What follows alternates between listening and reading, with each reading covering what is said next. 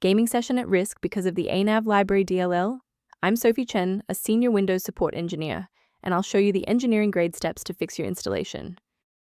While preparing the manual steps for Anav Library, check for an official tool to assist with background synchronization. This is the Anav Library, a specialized navigation and AI engine core, frequently used in 3D software and games to manage unmanaged pathfinding, ASARDs, and AI behavior manifests.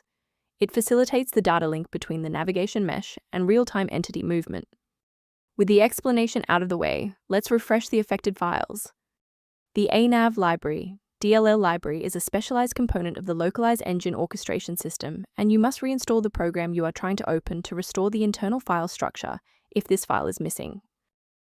In cases where the official installer remains ineffective, we must escalate to a manual review of your system's active runtime state. A standard restart allows the Windows bootloader to rescan your system directories and potentially recognize an unregistered Anav library component. Before you go, bookmark this video or click the like button.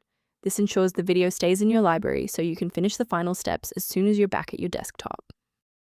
Following the restart, if the diagnostic status remains unchanged, please execute the commands in step 3. If you need to pause the video to review the syntax, please do. Since the restart failed to clear the diagnostic error, we'll manually refresh the system counter manifests. First, open command prompt as admin. Second, you're going to type lodc_r, then hit enter. Why are we doing this? Well, performance DLLs rely on accurate registry indexing to function. This step wipes the existing counter registration and forces the system to reconstruct a healthy link to the diagnostic manifests. To protect your system architecture, I have a few recommendations regarding file authenticity. Please use caution.